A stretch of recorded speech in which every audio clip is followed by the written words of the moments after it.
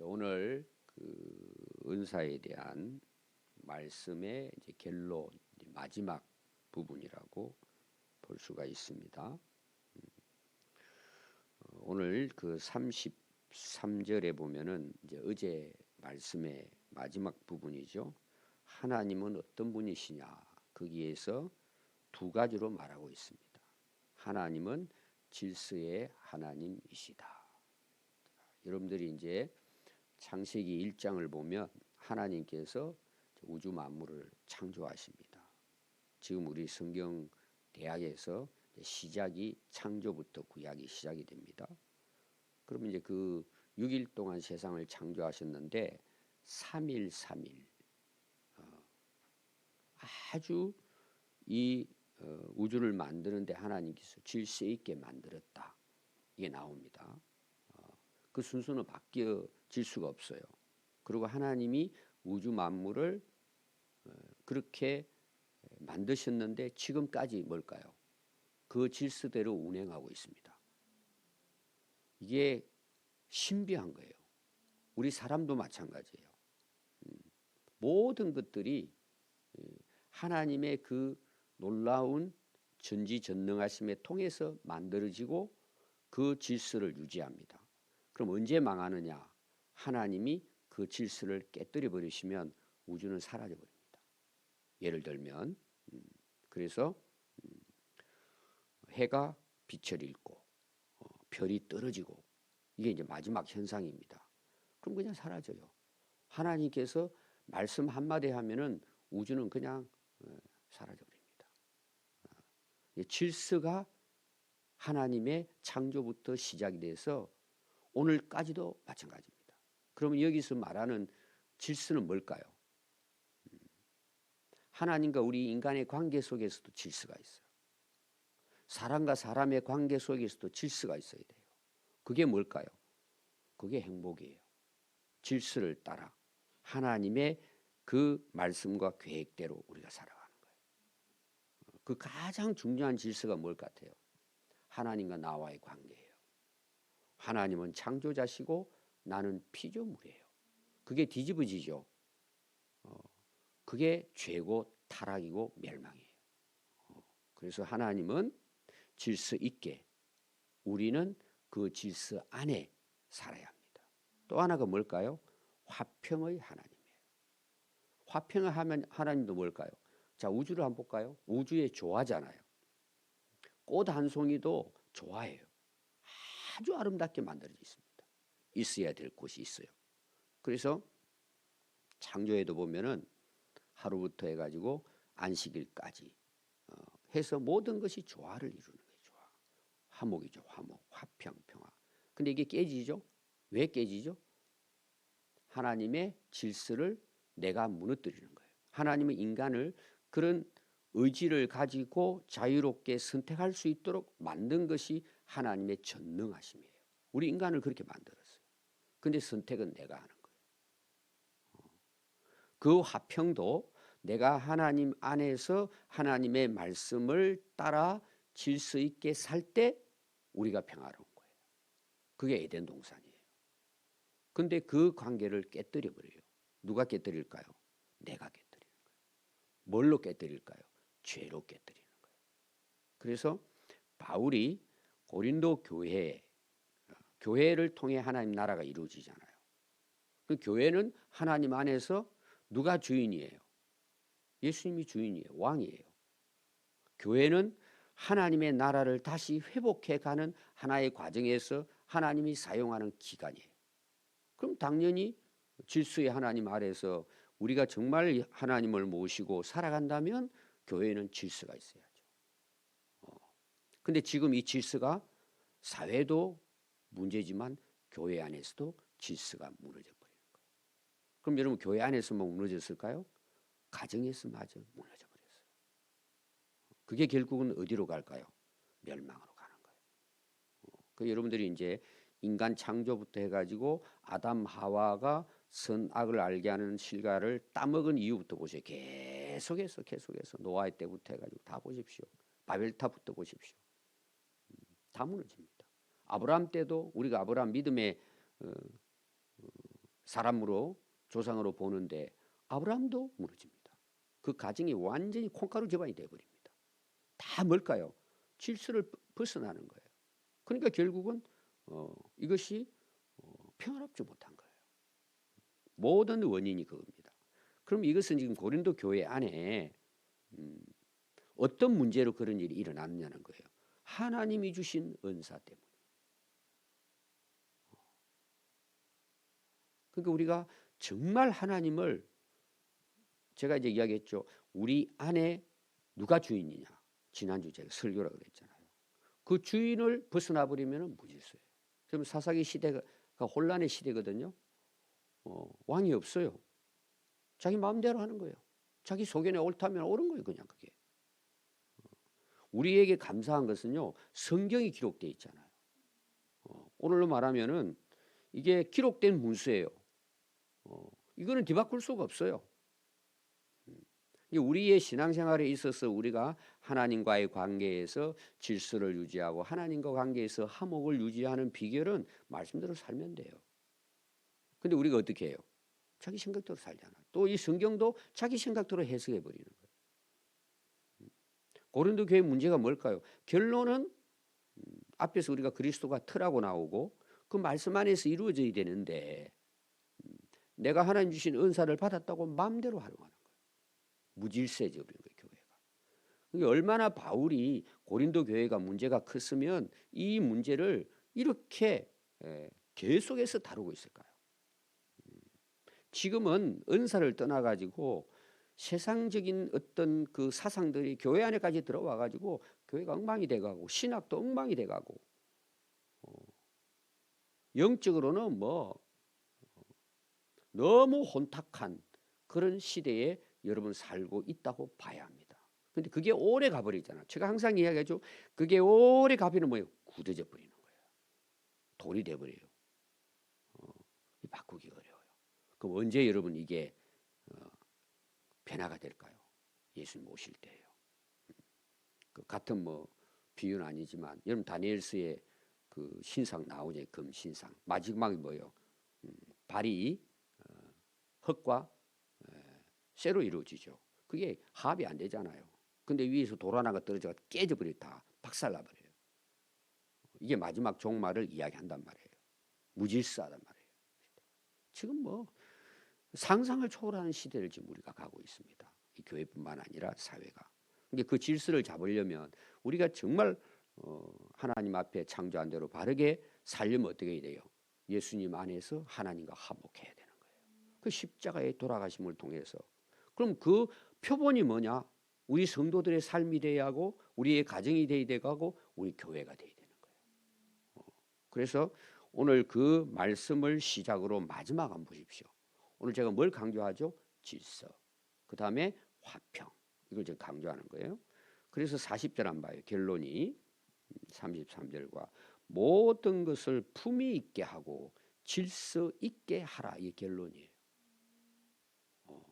나 혼자 살면은요 질서가 필요가 없어요. 법도 필요 없어요. 그냥 하고 싶은 대로 살면 돼요. 근데 오늘 시대 보십시오, 여러분. 부끄러움을 모르는 시대가 돼버린 거예요. 우리 키어 축제 한번 보십시오.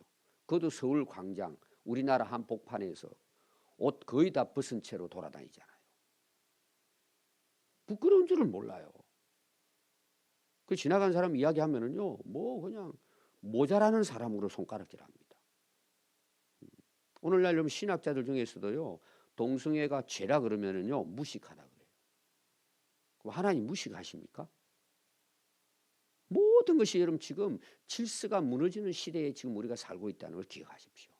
왜 여러분 이런 일이 일어날 것 같아요? 결론적으로는 하나님을 떠난 거예요, 그들이.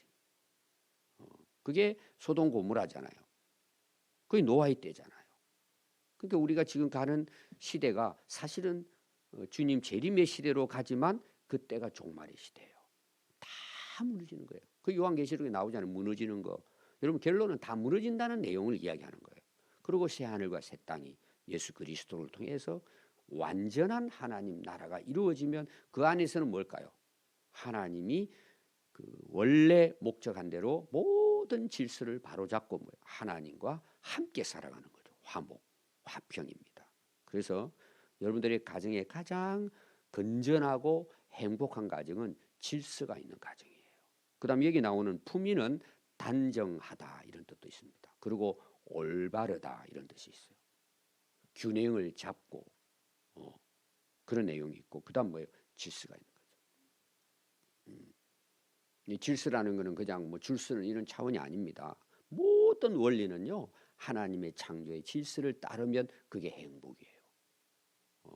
그게 오늘 33절부터 40절에까지 오늘 은사장 12장부터 해서 14장의 결론이에요. 오늘 꼭 두 가지 기억하십시오. 하나님은 질서의 하나님.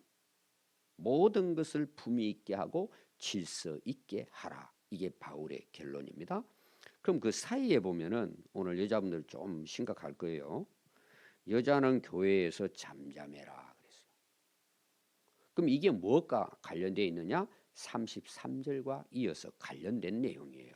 그리고 그 앞에는 12장부터 무엇과 관련될까요? 은사와 관련된 내용이에요.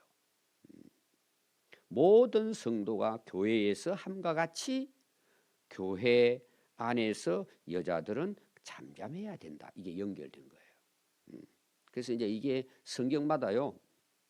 어제 우리가 화평의 하나님이시니라까지 읽었죠.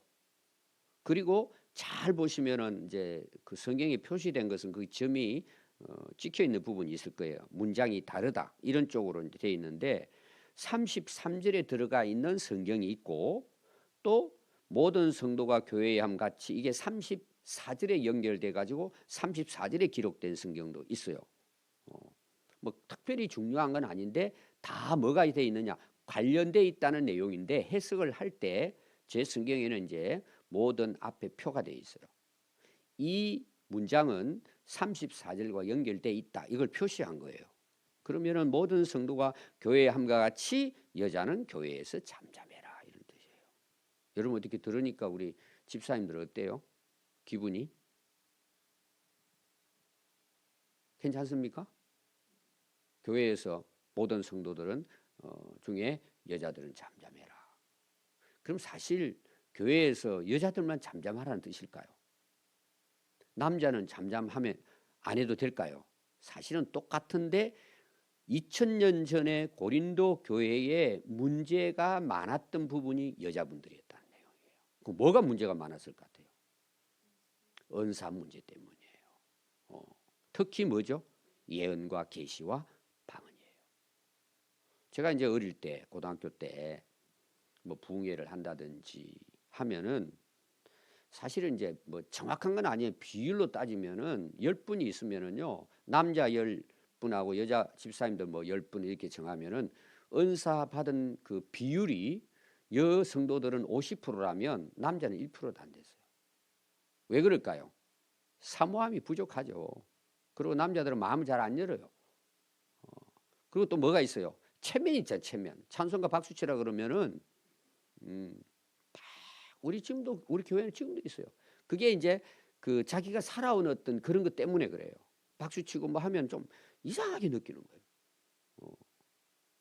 근데 제가 지난 주일날 제 나름대로 이제 생각하기로 저분이 박수를 치네.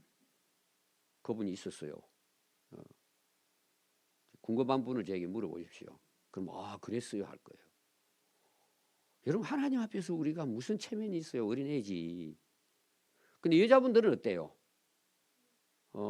그런 거 별로 안 따지고 뭐예요? 그냥 좀 감정적으로 은혜가 된다 그러면 막 이렇게 좀 자유롭잖아요. 그런 부분들이 오히려. 근데 이게 뭐가 됐다는 거예요?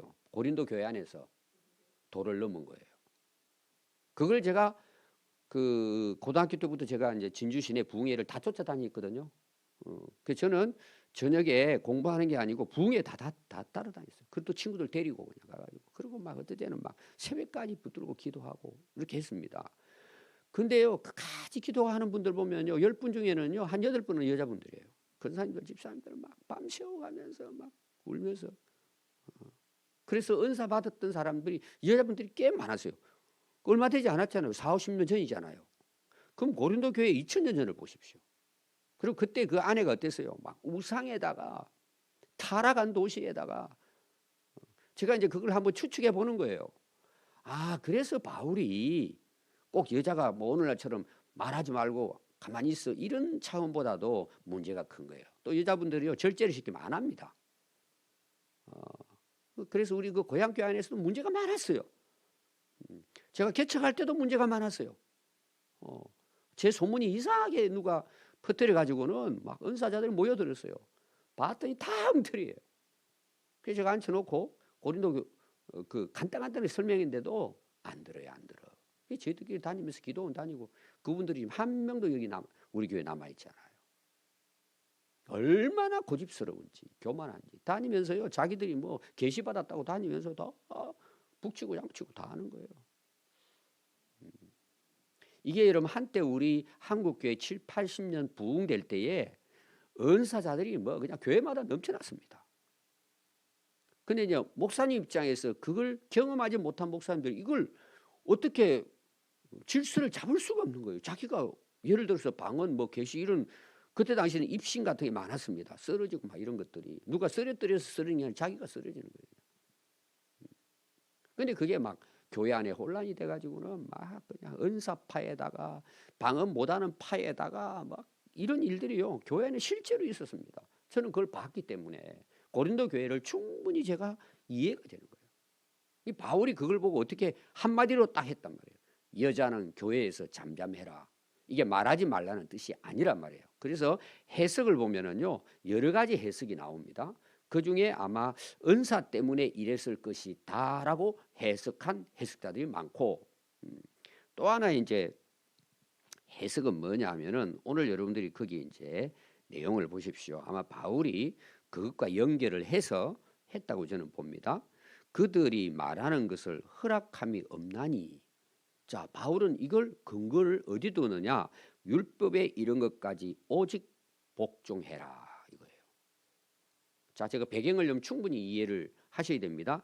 여기에 나오는 이 말씀, 특별히 그 창세기 3장 16절에 보면 하와가 뱀에게 쏘가가지고 남편에게 이제 먹으라고 갖다 주죠. 그래서 남편에게 주었습니다. 하나님께 찾아와서 했더니 숨어버리잖아 아담이. 책임은 아담에게 물었어요. 왜 그럴까요? 네가 첫 사람이고 남편이고 가정의 질서에 있어서 아버지예요. 예를 들면 이거는 그때 당시는 뭐 구약부터 해가지고 이 고린도전서가 그 기록될 때도 거의 남성 위주의 사회였습니다. 우리나라도 뭐 조선시대부터 해가지고는 그 얼마 안 됐잖아요. 그 부분들이. 그럼 하나님께서 남자가 여자보다 위에 있느냐 그런 뜻은 아니에요. 질서의 문제예요. 여러분들이 교회 가정 안에서 질서가 안 되면 어떻게 돼요? 맨날 싸우잖아요. 다 요새 뭐 젊은이들은 이제 또 여성 위주가 돼가고 있잖아요. 말 안 들으면 뭐 쫓아내니까 이런 이제 시대가 있는 거죠. 근데 바울이 이야기하고자 하는 것은 원래 인간을 창조했을 때 아담 하와를 창조했는데 하와가 범죄해가지고 남편을 따먹게 해서 이 하와에게 하나님께 저주를 합니다. 그게 뭐냐면 잉태하는 고통, 출산하는 그 아픔을 명령합니다. 그러니까 고통스러운 거죠. 그런 부분들에 대해서. 그래서 너희들이 그렇게 범죄하고 남편도 아내도 그렇게 했는데 마지막에 여자에게는 남편을 원하고 남편을 너는 다스림을 받는다는 거예요. 남편이 너를 다스린다는 얘기예요.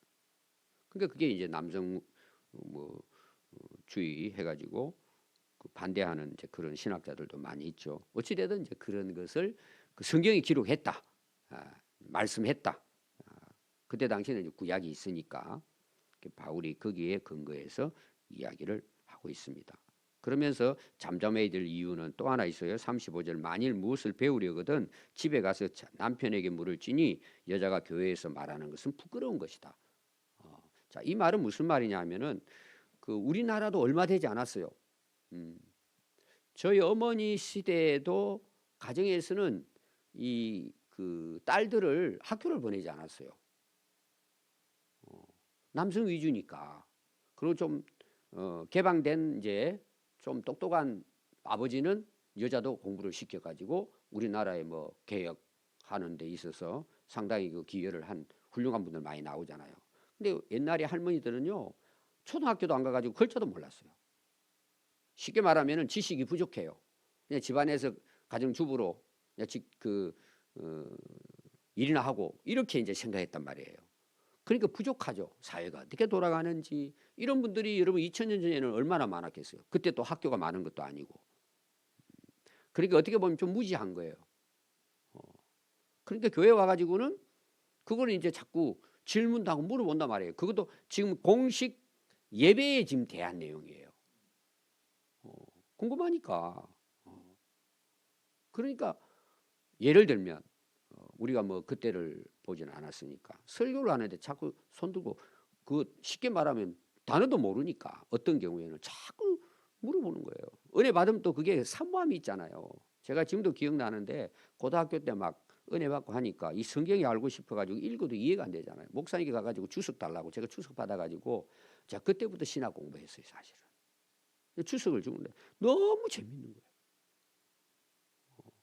여자분들도 은혜 받고 막 말씀 사모하고 막 이런 게 있을 거잖아요. 그러니까 막 교회에서 막 그 열정 때문에 자꾸 물어보는 거예요. 그런데 여자들이 또 소란스럽잖아요, 좀. 그러니까 제발 남편에게 집에서 가가지고 조용히 물어봐라. 왜냐하면 남편이 훨씬 더 많이 배웠으니까. 배울 만한 것은 거기서 배우라. 오늘 말하면은 집에 가서 지금 같은 경우는 뭐예요? 인터넷 찾아보고 예를 들면 배우고 그래도 안 되면 질문하세요. 예를 들면 이런 정도로 이해를 하면 됩니다. 그래서 하나님의 말씀이 너희로부터 난 것이냐 또는 너희에게만 임한 것이냐, 이건 은사에 대한 부분이에요. 내가 잘났다 이거죠. 내게 다 옳다고 나만 받았다 이거죠. 남 무시해버리고. 특히 이거는 뭐예요? 계시나 예언에 대한 부분이에요. 그리고 막 자기가 옳다고 그냥. 그럼 여러분 교회가 어떻게 되겠냐 한번 보십시오. 100명만 모여도 날렸을 거 그때 당시. 그리고 앞에서 이야기했지만 여자분들이 이게 좀 절제가 안 되는 거예요. 그래서 거의 제가 봤을 때는 은사의 문제가 남성 위주보다는 여성 위주로 교회 안에서 무질서했겠다. 이걸 이제 우리가 보는 거죠. 그러니까 마지막 가가지고는 딱 그걸 밝히잖아요. 여자들은 좀 잠잠하시오. 그리고 말하려면 율법에 이야기하지 않았느냐. 남편의 다스림을 받아라. 그게 안 되니까 교회 안에서도 이런 일이 일어나지 않았느냐. 뭐 이런 그 추측으로 바울이 말씀을 했다. 이렇게 볼 수 있습니다. 그래서 37절 보면요. 바울이 아주 단호하게 이야기하는 내용이에요. 지금 결론 부분이라고 그랬잖아요. 만일 누구든지 자기를 선지자나 혹은 신령한 자로 생각하거든. 여기 신령한 것은 뭘까요? 은사 받은 것을 이야기합니다. 내가 너희에게 이 편지를 하는 것은 이 글이 그냥 내가 참고해라 이게 아니고 누구의 명령이라고요? 주님의 명령인 것을 알아라는 거예요. 좀 쉽게 표현하면 당신들끼리 이거 자꾸 이때 저랬다 맞네 원래 하지 말고 명령이야. 여자들은 잠잠해 이런 내용이에요. 말 들어 이런 내용이에요. 아무리 너희들이 은사를 받고 아무리 너희들이 선지자 노릇처럼 하지만 교회를 무질서하게 하고 화평을 깨뜨리는 것은 조용히 해 이런 내용이에요. 그래서 한번 보십시오. 마지막 이제 결론이 39절이죠. 그런즉 내 형제들아 예언하기를 사모해라. 자, 이게 왜 바울이 이 말을 할까요? 앞에 이미 결론을 내렸어요. 무질서하고 화평의 하나님이다. 너희들이 앞에도 나와 있죠. 어린아이처럼 하지 말고 어른처럼 지혜롭게 해라. 그러나 뭘까요? 예언은 하나님 주신 은사예요. 여러분 계속해서 나오죠. 예언과 방언하면서 특별히 뭘 하라 그랬어요? 예언을 사모하라는 거예요. 오늘 말하면 말씀을 깨닫고 하나님 주신 이 말씀으로 뭐예요? 오늘 우리가 셀 모임 때 여러분 나누잖아요. 어느 셀은 그냥 뭐 지금의 뭐 일어나는 그 뭐 사회적인 가지고 나누는 사람도 있겠지만 여러분들이 나눌 때는 말씀에 받은 은혜를 나눠야 되는 거예요. 주로. 서로 사모하는 마음으로. 내가 깨달았잖아요. 또 이제 주일학교 교사, 뭐 학생 교사다. 내가 말씀 준비하면 깨달았어요. 그러니까 이 말은 쉽게 말하면 하나님 말씀을 잘 깨닫고 하나님 은혜를 사모하고 사모해서 뭐예요? 그 말씀을 부모는 가족, 자녀들에게 교회에서 목회자들은 설교하고 가르칠 때 하나님 주시는 그 말씀을 잘 깨달아서 전할 수 있도록 예언은 교회의 덕이 되기 때문에 사모하라는 내용이에요. 그럼 방언하지 말라는 거냐? 아니에요. 방언 말하기를 금하지 말라. 이 금하지 말라는 말이 뭐냐 하면은 마음대로 예배 때 공개적으로 하라는 뜻이 아니에요. 앞에 계속 나왔어요. 개인의 덕을 위해서 내 신앙의 도움을 위해 주셨고 예언은 교회의 덕을 끼치기 위해 주셨다. 그리고 결론이 뭐예요? 이 모든 은사들 앞에 많이 나왔습니다. 은사에 대해서 뭐 남을 돕는 은사도 있고 가르치는 은사도 있는데 이게 도를 넘으면 안 돼요.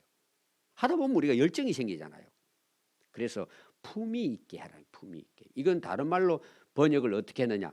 적당히 해라 이런 내용이에요. 그럼 여러분 그게 잘 안 되잖아요. 은사를 받으면은. 그러니까 어린 아이와 어른의 비유, 성숙함을 이야기하는 거예요. 아름답게 바르게 활용을 해야 된다. 그리고 뭐예요? 질서를 지켜라는 교회 안에서. 오늘까지 이제 우리가 이 은사에 대한 장을 이제 마무리하게 됩니다. 여러분 결론은 똑같습니다. 하나님은 질서의 하나님이십니다. 화평의 하나님입니다. 자, 12장에서 여러분 중간에 뭐가 나오는 줄 아세요? 교회는 그리스도의 몸이고 우리는 각 지체라 그랬어요. 한 몸을 이루는 것이 건강한 교회를 이루는 거예요. 그래서 오늘 우리가 각자 주어진 은사는 수백 개도 될 수 있습니다. 우리가 모르는 거. 그 모든 것은 뭐예요? 교회를 유익하게 해서 하나님의 뜻을 이루도록 주신 모든 은사는 하나님이 우리에게 맡긴 은사예요. 감사함으로 우리가 오늘 말씀 결론을 적당하게 품위 있게 질서 있게 잘 활용해서 하나님의 영광을 드러내도록 해야 할 것입니다. 기도하겠습니다.